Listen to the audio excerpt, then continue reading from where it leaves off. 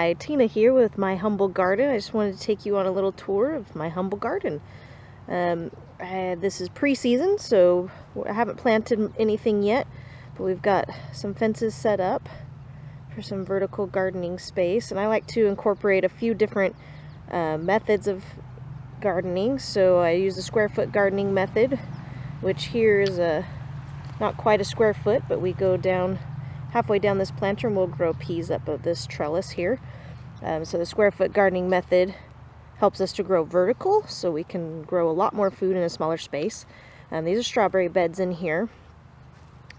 And then the rest of these beds I've filled with just compost from our local garden supply place.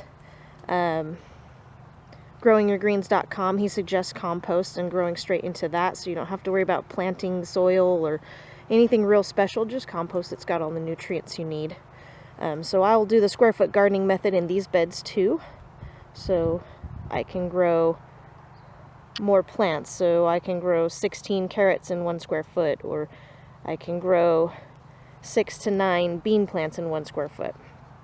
So those are those. And I've got a blackberry trellis here with thornless blackberries. I like to keep smaller things like flowers and herbs in these pots, especially the thyme, because it can grow all of your garden, so it's good to keep that contained.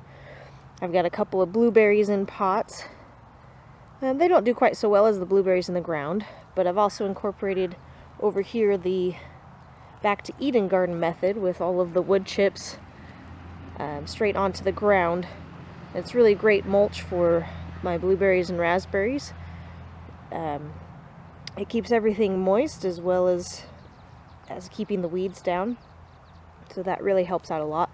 I chose to go with bark around on the walkways just because I like the natural feel of it, and I'm able to get bark for real cheap, usually free. My husband has a landscaping contracting business, and he'll bring me the winter cuttings if they have to do a cleanup project, or I'll call around to arborists or tree cutters to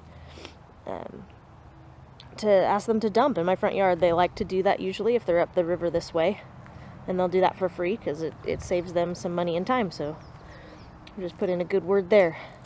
So I've got several different methods going up here, and this year I'm excited to add the Mittleider gardening method in part by using the fertilizing regimen and see how that goes. So we'll give you updates as time goes on.